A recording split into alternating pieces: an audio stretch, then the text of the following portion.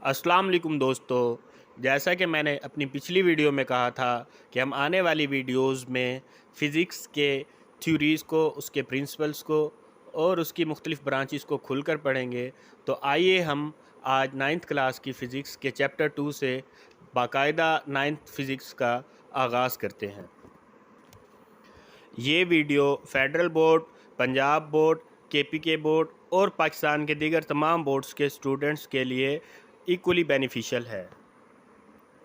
तो आइए हम अपनी वीडियो का बाकायदा आगाज़ करते हैं। आज की इस वीडियो में हम फ़िज़िक्स चैप्टर नंबर 2 यानी काइनेमैटिक्स का मुताला करेंगे। Kinematics in other words motion. तो हम काइनेमैटिक्स का मुताला करेंगे जो कि बुनियादी तौर पर मैकेनिक्स की ब्रांच है। मैकेनिक्स यानी मैकानिकी या हरकी से निकला है। तो हरकी मतलब हरकत। तो ऐसे अजसाम जो हरकत करते हैं और उनकी मोशन किस तरह से होती है, उनकी मोशन के क्या इफ़ेक्ट्स होते हैं और मोशन के ऊपर कौन से लाज अप्लाई होते हैं, वो सब, और इसके अलावा इक्वेशन ऑफ मोशंस और फिर आगे जाकर वेलोसिटी, एक्सेलरेशन और इस तरह की दीगर टर्म्स का हम मुताला करेंगे। So, kinematics is a branch of mechanics that is actually concerned with motion. In other words, I can say kinematics is a branch of physics that actually deals with the motion of bodies. ये बहुत ही दिलचस्प topic है जिसमें हम ये पढ़ेंगे कि किस तरह एक ऑब्जेक्ट एक ही वक्त में स्टेट ऑफ रेस्ट और स्टेट ऑफ मोशन में हो सकता है। ये उसी तरह दिलचस्प है जिस तरह फ़िज़िक्स आपको ये बताती है कि अगर आप सारा दिन एक जगह से दूसरी जगह ईंटें उठा के रखते रहें और शाम को फ़िज़िक्स आपको कहती है you have done no work at the end of the day. बिल्कुल इसी तरीके से काइनेमैटिक्स हमें ये बताती है कि किस तरह हम हालत हरकत या state of rest, state of motion और स्टेट ऑफ रेस्ट दोनों में एक ही वक्त हैं। तो आइए हम इसको पढ़ते हैं। जैसा कि चैप्टर का नाम बता रहा है कि ये मोशन का मुताला है, तो आइए सबसे पहले हम मोशन की तारीफ़ करते हैं या मोशन को समझने की कोशिश करते हैं। A body is said to be in motion if it changes its position with respect to its surroundings.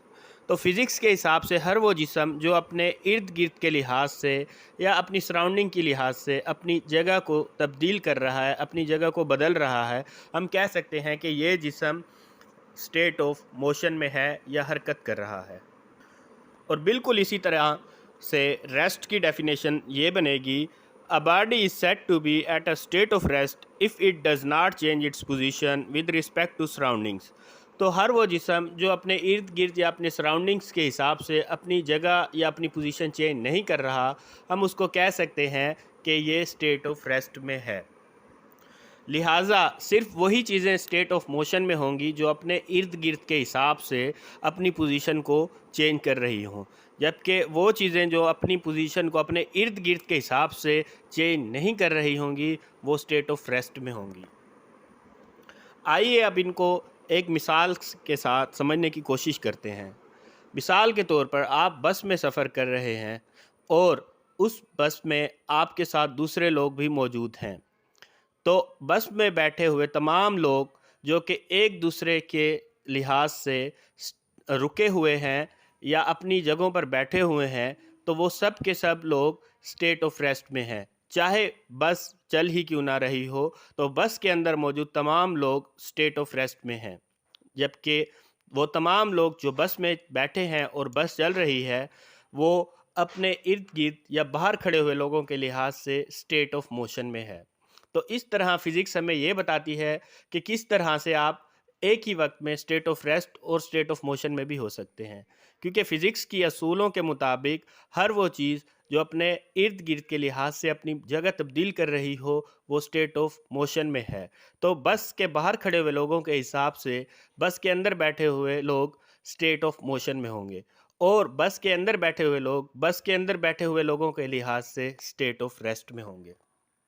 इस बस वाली मिसाल से हमें ये पता भी चलता है कि स्टेट ऑफ रेस्ट और स्टेट ऑफ मोशन दोनों एक दूसरे के रिलेटिव हैं, यानी दोनों में बाहमी ताल्लुक़ पाया जाता है।